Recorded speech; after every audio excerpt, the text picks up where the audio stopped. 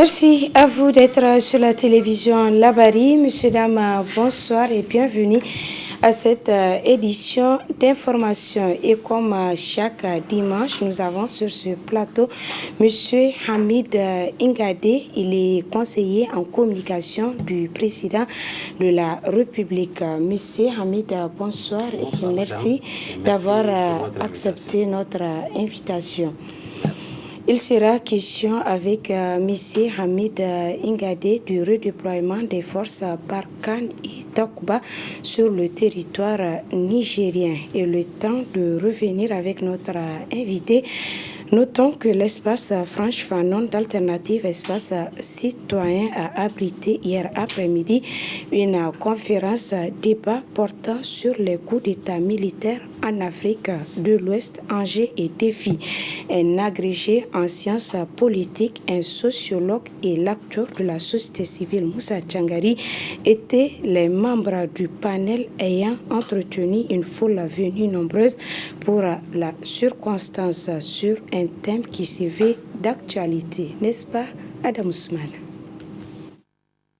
La thématique est plus que d'actualité de l'espace ouest-africain avec la rupture du régime démocratique dans plusieurs pays de la sous-région. Ainsi, à travers ce panel, il s'agit d'entretenir l'assistance et au-delà l'opinion publique sur les enjeux et défis des coups d'État militaires en Afrique de l'Ouest.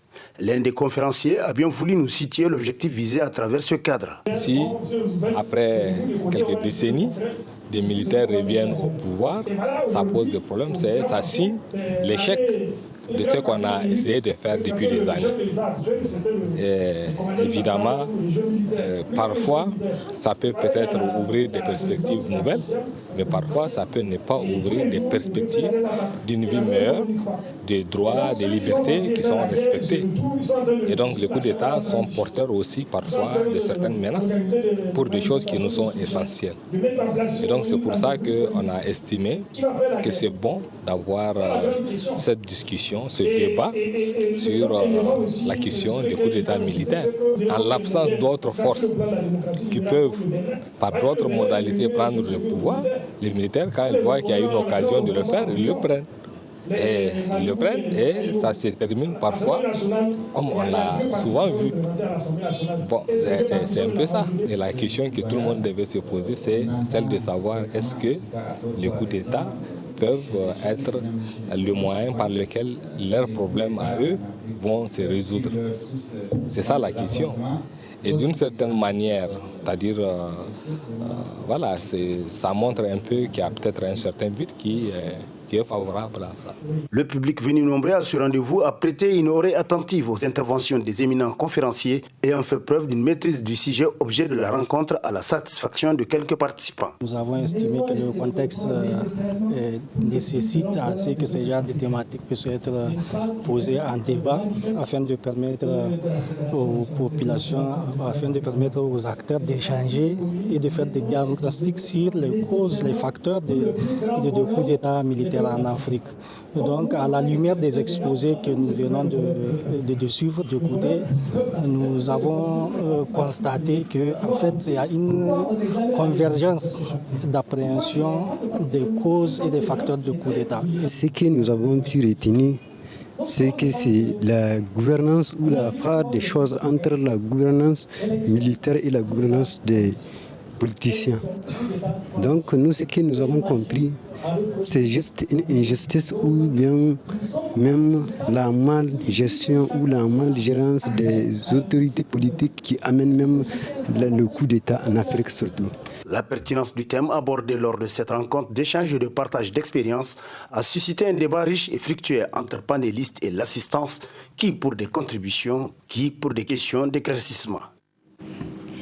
Le mouvement Tournons la page Niger a animé hier après-midi un point de presse à la maison du citoyen. Cette sortie médiatique du TLP Niger a porté sur 2 points, à savoir la journée internationale de la justice sociale et de l'implantation des bases militaires occidentales au Niger. Suivez un extrait de ce point de presse avec Michael Zodi, il est le coordonnateur national de TLP.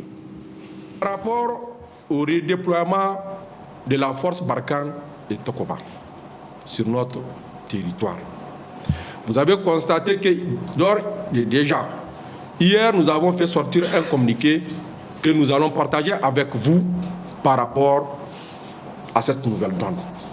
Nous l'avons toujours dit, tout le monde il a toujours dit que effectivement ces forces sont présentes sur notre territoire. Mais d'aucuns ont commencé à dire que non, il n'y a aucune force sur notre territoire. Et aujourd'hui, quelle honte! Nos autorités étaient incapables de nous informer qu'effectivement, il y a un redoublement de ces forces-là sur notre territoire parce qu'ils ont été chassés du côté du Mali. Nous saluons le courage des Maliens, des autorités maliennes par rapport à cette situation parce qu'ils sont en train de reconquérir leur dignité.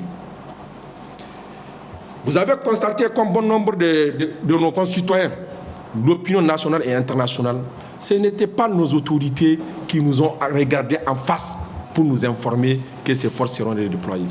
C'est lors d'une conférence de presse que le président Macron, qui estime qu'il est en territoire conquis, dans une petite phrase, nous informa qu'en accord avec l'accord du président de la République nigérienne, Bazoum Mohamed, ils ont décidé de redéployer ces forces sur notre territoire. Effectivement, nous l'avons toujours dit, certains valets locaux sont en train d'être utilisés pour que l'Afrique soit soumise au diktat de l'impérialisme. Mais nous allons dire non. D'ailleurs, le ministre des Affaires étrangères du Niger, le sieur Hassim Massoudou, s'est égayé de dire qu'ils ne sont pas obligés de passer par l'Assemblée pour ces accords. Mais que cela n'en tienne, ils vont venir au niveau de l'Assemblée. Nous le savons, parce que cet accord va passer comme une lettre à la poste, parce que nous avons des députés téléguidés qui ne répondent pas au peuple, aux aspirations du peuple. Des députés qui se sont fait élire à base de non-transparence par rapport aux élections et qui sont prêts à voter tout et en oubliant le peuple. Nous, la seule chose qui peut nous plaire dans ces débats au niveau de l'Assemblée, c'est que l'accord sera connu et nous aurons les informations nécessaires pour la lutte que nous devrons mener contre ces bases impérialistes.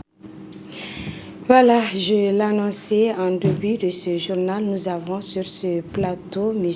Hamid Ingade, il est conseiller en communication du président de la République. Alors, M.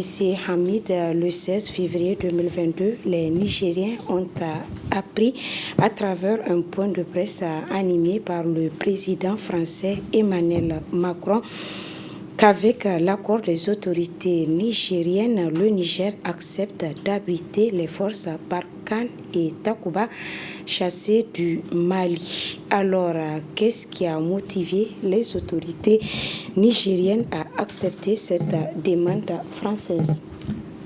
Merci, madame, de m'avoir invité ici.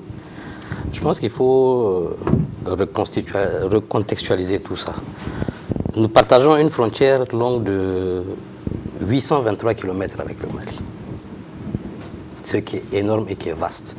Et de l'autre côté de la frontière, on n'a pas ni d'État ni de forces armées maliennes.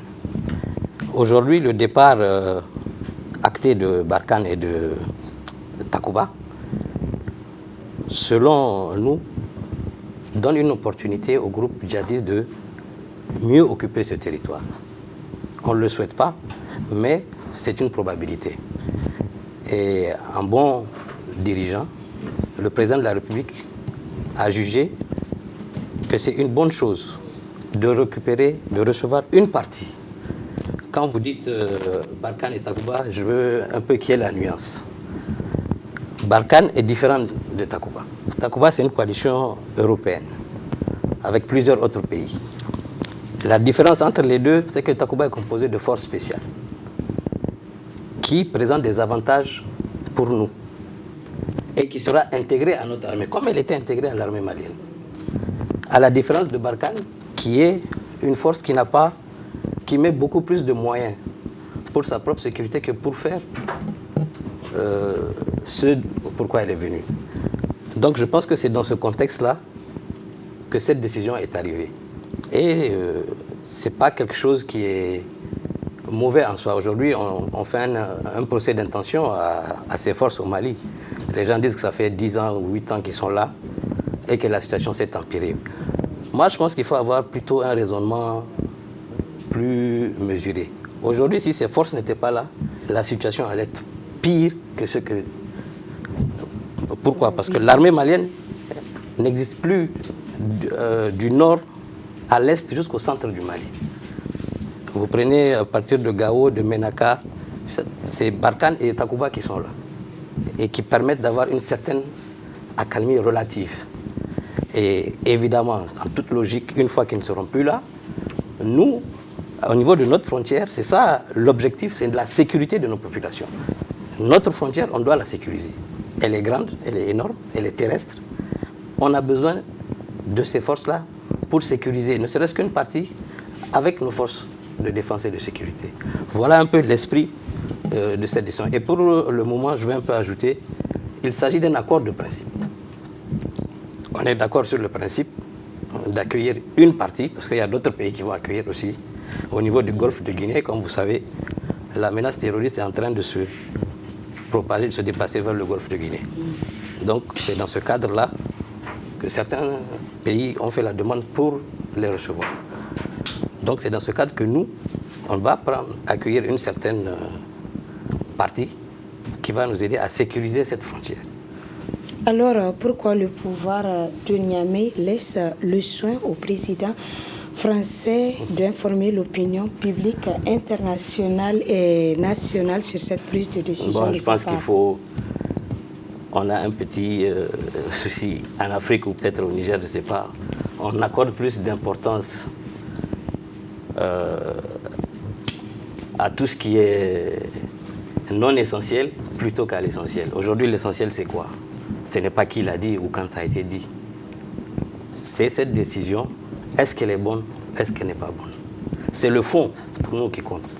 Peu importe que ce soit le président Macron qui l'ait annoncé. Si même c'était le président Bazoum, je ne pense pas que ça aurait changé quoi que ce soit. Les gens ont leur opinion. Maintenant, c'est à nous d'expliquer le bien fondé de cette décision. Pourquoi et quels seront les avantages pour nous. Et je pense que le plus important, c'est ça. C'est le fond. C'est ça l'essentiel. Qui l'a dit, comment ça a été dit, je pense que ça, franchement, c'est quelque chose de superficiel. C'est quelque chose qui compte beaucoup au Nigeria. Non, le débat ne doit pas être sur qui l'a dit. Le débat doit être sur comment cette force, quelles sont les modalités de l'arrivée de Takuba ici au Niger. Je pense que le débat doit se centrer sur ça, pas sur qui l'a dit. C'est déjà quelque chose qui est fait. Voilà. Et dans un autre cadre, certains accusent les autorités nigérienne d'être au service de l'impérialisme pour soumettre l'Afrique à l'esclavage et au diktat de l'Occident. Qu'avez-vous à leur répondre? Oui. Merci pour cette question. Je pense que ça, on est à la limite du ridicule. Ces mêmes gens qui font ce procès-là applaudissent l'arrivée des Russes au Mali. Quelle est la différence que ce soit la Russe, que ce soit des Français, pour quelqu'un qui se dit anti-impérialiste ou quelqu'un qui se dit panafricain? Aujourd'hui, moi, je serais très gêné qu'on dise que le Niger va faire appel à une société, qu'elle va payer une société privée de sécurité pour garantir la sécurité des Nigériens. Et pourtant, les gens qui le font ce procès, se disent panafricains. Je pense que le panafricanisme, c'est beaucoup plus profond que ça. C'est beaucoup plus... c'est quelque chose d'essentiel et c'est quelque chose qui n'est pas dans la même configuration qu'il y a 50 ans ou il y a 60 ans. Voilà, Monsieur Hamid, le temps de revenir avec vous. Notez qu'une délégation du ministère de l'Enseignement supérieur conduite par le ministre PhD Mamoudou Jupo a effectué une mission de travail au Nigeria, précisément dans l'état de Kano et de Katsina. Au menu, des visites dans plusieurs universités publiques et privées ainsi que des écoles de formation supérieure. Le résumé de l'étape de Kano avec Hassan Saleh Mustafa. Transformer radicalement le secteur de l'enseignement supérieur nigérien est l'un des objectifs du ministre de l'Enseignement supérieur et de la Recherche, Mamoudou Jubo, PhD, depuis son arrivée à la tête de ce ministère en avril 2021. En effet, dans sa dynamique d'améliorer les conditions d'études, le ministre de l'Enseignement supérieur a effectué une visite de travail au Nigeria, précisément à Kano, du 16 au 18 février 2022. À Kano, la première étape, le ministre de l'Enseignement supérieur, Mamoudou Jubo, s'est rendu à l'Université des sciences et des technologies de Oudil. Cette université de l'État de Kano qui a démarré ses activités en 2001 et qui compte aujourd'hui 20 830 étudiants. Elle forme dans plusieurs domaines de la science et de la technologie. Le collège de l'éducation Saadatou Rémi, spécialisé dans la formation en anglais et dans l'entrepreneuriat de jeunes, a aussi également reçu la visite du ministre de l'Enseignement supérieur et sa délégation. Un établissement vieux de 40 ans qui compte aujourd'hui environ 19 000 élèves. Dans la journée du 18 février 2022, le ministre de l'Enseignement supérieur et de la Recherche, accompagné de ses collaborateurs, a poursuivi ses visites. D'abord à Youssouf Maïtama Souley University, puis à l'école polytechnique de l'État de Kano qui compte environ 14 200 élèves. Ici, c'est un accueil chaleureux qui a été réservé au ministre de l'Enseignement supérieur et sa délégation. Cette école forme dans plusieurs domaines et surtout dans l'entrepreneuriat. Occasion saisie par le ministre de l'Enseignement supérieur et de la Recherche et les membres de sa délégation de visiter quelques sites pour découvrir les talents, mais aussi les merveilles des apprenants dans le domaine de la métallique, de l'art, du mécanique et de la poterie, etc. Enfin, l'université Bayero de Kano a constitué la dernière étape du périple du ministre de l'Enseignement supérieur et de la Recherche. Cette université de grande renommée dispose de plus de 50 000 étudiants et 4 000 enseignants.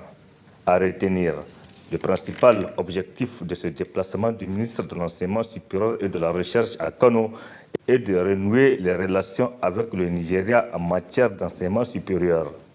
En termes clairs, il s'est agi pour le ministre Mamoudou Jubo, PhD, de négocier des bourses pour les étudiants nigériens et de collaboration entre les universités de Kano et celles du Niger dans le but de travailler en synergie, notamment dans le domaine de la recherche.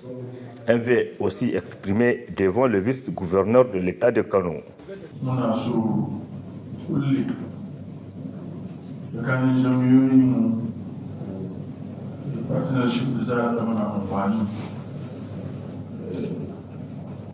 Nous souhaitons vraiment une collaboration entre nos universités, une collaboration qui sera bénéfique pour nos pays respectifs.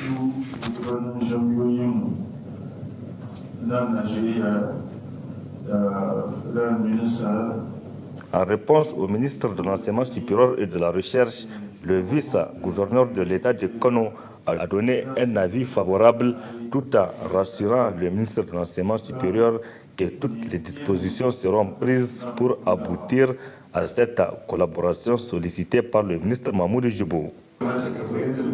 Nous instruisons d'ores et déjà la responsable en charge de l'enseignement supérieur au niveau local de voir très rapidement comment collaborer avec les universités du Niger. Nous sommes prêts pour cette collaboration. Dans le cadre de sa visite à Kano, le ministre de l'Enseignement supérieur et de la Recherche, PhD Mamoudou Jubo, s'est rendu dans l'université privée Mariam Abacha, qui a aussi une représentation à Maradi. Les responsables de cette université ont jugé utile de baptiser une rue dans l'enceinte de la dite université au nom du ministre Mamoudou Jubo, PhD, pour ses efforts qu'il ne cesse de déployer pour redonner de nouveaux souffles au secteur de l'enseignement supérieur nigérien. Il faut préciser que tout au long de ses visites à Kano, le ministre de l'Enseignement supérieur et de la Recherche est accompagné par la commissaire locale de l'Enseignement supérieur de Kano, Dr Maria Mohamoud, et ses collaborateurs qui ont tous annoncé que c'est pour la première fois que les universités de Kano ont reçu une visite d'un ministre nigérien de l'Enseignement supérieur. Il vous souvient que le 15 février dernier, un élève en classe de terminale D d'un établissement secondaire de la capitale a été victime d'un tir fatal à balles réelles. 5 jours après ces tragiques événements, le comité directeur de l'USN, dans un entretien, nous parle de l'évolution de la situation. Suivant à ce propos le secrétaire général du comité directeur de l'USN, Mokhtar Amadou Hamani. Nous avions exigé l'ouverture d'une enquête pour que les responsabilités soient situées par rapport à ces crimes. Et effectivement, par rapport à cela, l'élément en question, qui est un élément de la gendarmerie nationale, a été rapidement identifié parce qu'il était en position, n'est-ce pas, de garde devant une maison d'une autorité ministérielle. Il a été rapidement identifié et il a été mis, n'est-ce pas, dans les mains de la police judiciaire. Je crois que déjà il y a une avancée. Et au-delà de tout cela, l'USN, à travers le comité directeur qui a une personnalité morale et juridique, a créé les conditions pour se faire entendre. Nous allons saisir les juridictions à travers déjà un avocat. Et déjà, je l'ai dit que vous avez la possibilité dès aujourd'hui de contacter l'avocat en question, je vous dirai de qui il s'agit, pour vous rassurer par rapport à sa prise. Est-ce que l'élément a été saisi ou pas? Vous pouvez le contacter dès aujourd'hui. Il vous donnera des éléments clairs et précis. Nous l'avons saisi et qu'il nous a déjà rassuré qu'il va prendre le dossier en main pour qu'il ait une évolution rapide. Parce que de par le passé, il n'y a jamais eu justice par rapport à tous les crimes. Mais par rapport à celui-là, qui est une exception, il va y avoir justice. Et si on constate qu'il y a obstruction, n'est-ce pas, nous allons créer les conditions à travers les moyens, les anciennes pratiques pour nous faire entendre. Parce que le gouvernement en général et la justice particulièrement, n'est-ce pas, estiment qu'il faut distraire les gens. Nous, on ne peut jamais nous distraire. Nous avons foi à la justice. Nous avons un avocat qui est un homme de droit, qui a lu le droit et qui a bien compris le droit et qui va nous informer de l'évolution de la situation. C'est pourquoi j'ai estimé qu'il faut que les militantes et militants, n'est-ce pas, puissent comprendre les enjeux liés à tous les contours de cette question. C'est parce qu'en tout cas, nous avions eu des doutes par rapport aux propos des procureurs. C'est pour cette raison-là que nous avons pris un avocat qui va aller discuter avec le procureur pour savoir les tenants et les aboutissants de cette question-là. Parce que, vous savez, le procureur, lui, compte confier le dossier dans les mains d'un juge d'instruction. Or que l'instruction ne nous arrange pas. Ça risque de prendre assez de temps. Et avec notre avocat, certainement, le dossier peut être traité en FD, je ne le sais pas trop, mais c'est ce que je pense. Et qu'avec lui déjà, on peut avoir des éléments d'information à temps réel et informer les militantes et militants et au-delà de l'opinion publique. Revenons à notre invité, M. Hamid, toujours sur la question de redéploiement des forces occidentales au Niger. Pensez-vous qu'avec leur présence, on puisse arriver au bout du terrorisme dans notre pays, voire dans la sous-région? Absolument. Je pense que le terrorisme n'est pas quelque chose qu'un pays peut régler tout seul. Ce n'est pas quelque chose qui est propre à un pays. On a vu le cas ailleurs en Afghanistan où les États-Unis ont fait pratiquement 20 ans sans pouvoir trouver la solution. Donc je pense qu'on a déjà une partie de la solution, mais la solution ne peut pas être complète sans l'apport de tous nos alliés et de tous les pays de la sous-région. La stratégie militaire mise en place commence à porter des fruits, porte même déjà des fruits, je pense. on était les premiers à diversifier nos partenaires dans les accords avec nos partenaires. On a les États-Unis, l'Allemagne, l'Italie, l'Algérie, le Canada, la France, qui sont avec nous dans cette lutte. On mène des opérations conjointes avec les forces tchadiennes, avec les forces nigérianes, avec les forces burkinabées. Et je pense que le Niger, de par sa position, subit plus de 4-5 fronts en même temps, mais tient bon. Comparé aux autres pays, on a vu ce que cette situation a pu entraîner. Mais le Niger tient bon, est solide, parce que les autorités ont pris cette question de sécurité très tôt en charge et ont cherché les voies et moyens de contrecarrer cela. Je vais vous donner quelques petits exemples. Aujourd'hui, au niveau de la stratégie militaire, on s'est plus accentué sur la formation des forces spéciales. Pourquoi? C'est très simple. On a remarqué que les forces spéciales avaient un meilleur comportement sur le front que les soldats qui n'avaient pas reçu cette formation. Donc, sur proposition des chefs militaires, l'État a signé des accords avec des partenaires pour augmenter nos forces spéciales. Aujourd'hui, il y a plusieurs bataillons qui sont en cours de formation. Je pense au bataillon de Tilia par les Allemands, on a celui de Dosso aussi, et plein d'autres qui sont les Américains à Agadez, qui forment nos soldats. Un bataillon, c'est 650 soldats. À terme, on veut avoir 12 bataillons de forces spéciales.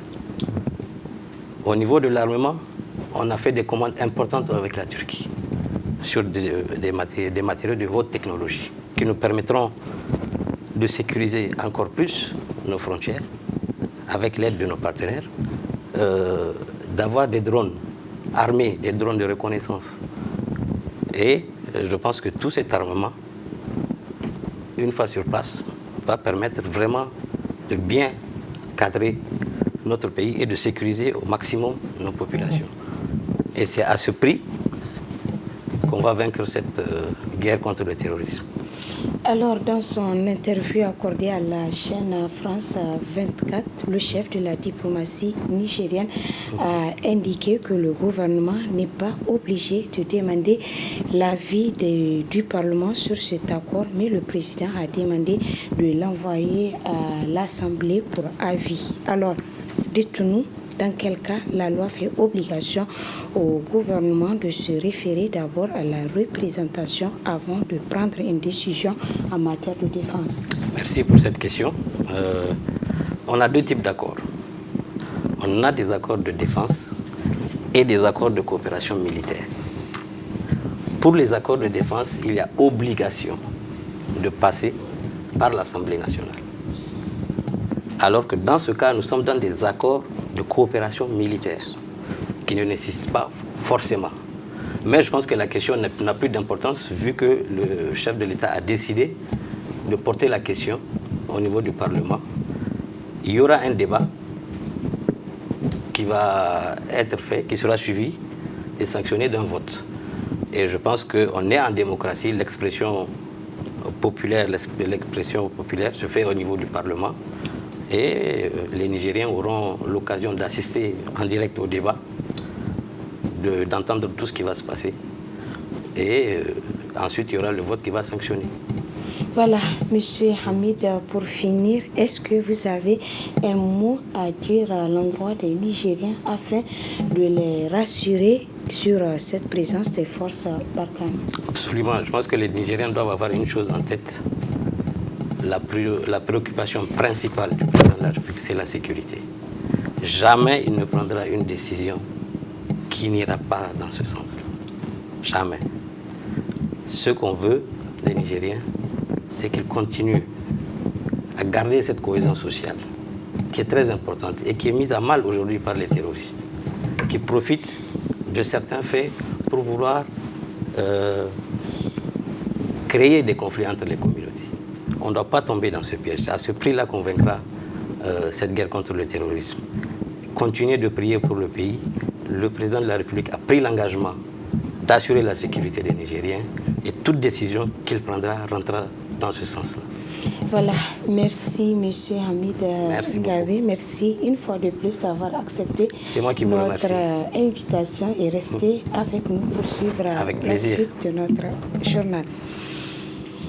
Créé en 2019, le centre Kairat Training Center dispose désormais de son propre siège sur le quartier Popial. C'est avec un prêche que cette makaranta a été inaugurée ce matin en présence de nombreux fidèles. Le compte rendu avec Ismaël Moumouni Moussa et Aboubakar Souley. Véritable centre d'excellence de culture islamique, Al-Khair Training Center est bâti sur une grande superficie par une bonne volonté au quartier Bobiel. C'est conscient que le bienfait est dans la recherche du savoir que le responsable de ce complexe qui regroupe mosquées, bibliothèques et une dizaine de salles offre une formation détaillée. C'est un complexe scolaire qui est composé de 10 classes et qui a vraiment des encadreurs compétents, disponibles, prêts, dans la patience. Et cet enseignement concerne les hommes, les femmes, les enfants, 7 jours sur 7, selon la disponibilité des gens. Grâce à l'organisation et la bonne organisation de cette école, les fonctionnaires ont la capacité et la possibilité de venir s'inscrire dans cette école. Al-Khairata, comme le mot l'indique, c'est vraiment l'accueil, la disponibilité et la compétence des encadreurs. Il y a l'étude islamique qui est enseignée, il y a la langue arabe et même l'anglais qui est enseigné dans cette école et même le français. Vous voyez bien à long terme cette école-là, ce que ça envisage. La cuisine qui sera enseignée, la couture qui sera enseignée et le tricotage qui sera enseigné et d'autres. Les apprenants de ce centre d'excellence ne regrettent pas leur inscription compte tenu des connaissances acquises.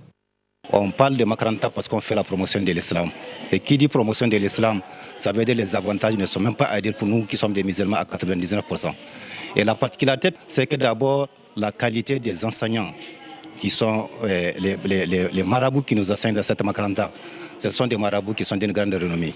Aujourd'hui, grâce à eux, Dieu merci beaucoup, que ce soit les enfants, les femmes, ou même nous les garçons, les fonctionnaires, qui participent à la formation au niveau de cette Makaranta, nous disons que grand merci puisque nous avons beaucoup appris du fait de cette capacité et de cette compétence de ces enseignants qui sont dans cette école-là. Et surtout de la rigueur de la formation. Parce que vous savez, ce n'est pas facile en temps de fois, surtout pour nous les adultes, vraiment de suivre la formation, surtout après nos séances, des choses, les travaux qui sont au niveau du service, mais vraiment avec un programme qui se conforme à notre situation, à notre programme en tant que fonctionnaire. Vraiment, nous avons trouvé qu'il n'y a pas meilleur que cette Makaranta. C'est à travers un grand prêche qui a regroupé de nombreux fidèles que la Makaranta a été inaugurée. Un centre qui est destiné à la formation des hommes, femmes et enfants.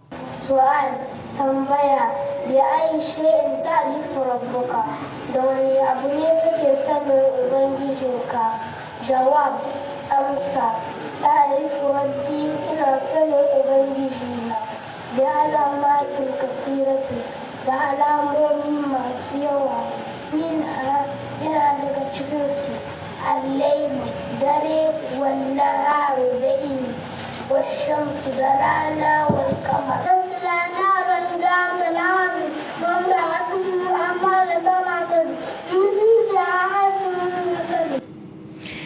Les cimetières chrétiens de Niamey, au quartier Tchangaraï, dans le 12e arrondissement communal, a fait l'objet ce matin d'une opération de salubrité.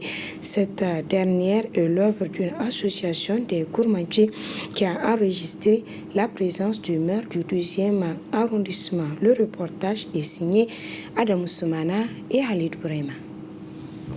Les cimetières chrétiens de la capitale accueillent ainsi une importante opération de salubrité sur l'initiative de l'association dénommée Koumanswabo Ndabodi, qui veut littéralement dire sauvegardons notre culture en gourmandchama.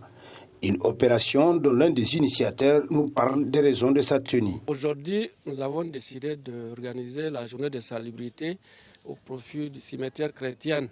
Nous l'avons fait au mois de décembre au cimetière musulman Yantala et aujourd'hui nous sommes ici. Donc vraiment nous avons la joie aujourd'hui pour nettoyer vraiment le cimetière chrétien. Nous remercions vraiment les autorités de l'arrondissement communal de Niamey qui a apporté vraiment tout le soutien, et le matériel. Vous avez vu le logistique qui est là. Vraiment, nous leur disons merci. Et la présence de l'autorité qui témoigne leur engagement pour vraiment accompagner toutes les autres associations aussi dans ce cadre. Donc vraiment, comme nous l'avons dit, notre association, c'est pour la sauvegarde de la culture nigérienne. Et notre culture en Afrique, c'est vraiment de rassembler les gens pour travailler ensemble pour la cause publique. Donc c'est les raisons qui font que nous sommes là pour travailler, pour nettoyer ces cimetières-là. Cette activité a été rendue possible grâce à l'appui de l'arrondissement communal Niamey 2, dont le premier responsable s'est personnellement déplacé sur le lieu afin d'apporter son soutien aux membres de l'association. Moi, je dirais que nous sommes au cimetière tout court. Parce que le cimetière, vous le savez, c'est la demeure de tout un chacun. Que vous soyez musulman, chrétien, païen, animiste, nous allons tous finir ici. Et c'est pourquoi il vous souviendra que pendant l'hivernage, nous avions entrepris, la ville de Niamey avait engagé des actions, n'est-ce pas, de salubrité et de rénovation des cimetières musulmans de Yantala. Et à cette époque, la communauté chrétienne était à nos côtés. Aujourd'hui, ils ont décidé, n'est-ce pas, de venir ici à Kwartagui, dans ce cimetière, et pour une opération similaire. Et l'autorité communale que nous sommes, n'est-ce pas, et a jugé nécessaire de venir emboîter le pas et avec la participation de mon collègue, le maire de Makolondi, à qui je souhaite la chaleureuse bienvenue à Niamey, et je lui dis qu'il est chez lui et dans la commune 2 et à Niamey de manière générale. Donc nous avons déployé la logistique nécessaire, vous le voyez bien, et le garage municipal a déployé le matériel afin que nous puissions mettre la main à cette tâche ardue. À l'avenir, nous allons veiller, nous allons mettre, n'est-ce pas, un système de veille pour que chaque fois qu'il y ait des besoins, nous puissions déployer nos brigades afin qu'elles puissent vraiment être utiles dans cet endroit. Malgré la noblesse de cette activité, force est de constater que la communauté chrétienne de la capitale n'a malheureusement pas emboîté les pas à l'association pour la présente opération de salubrité. Voilà, c'est sur cet élément que prend fin cette édition. Merci à vous de l'avoir suivi et restez en compagnie des programmes de la télévision Labari et très bon début de semaine.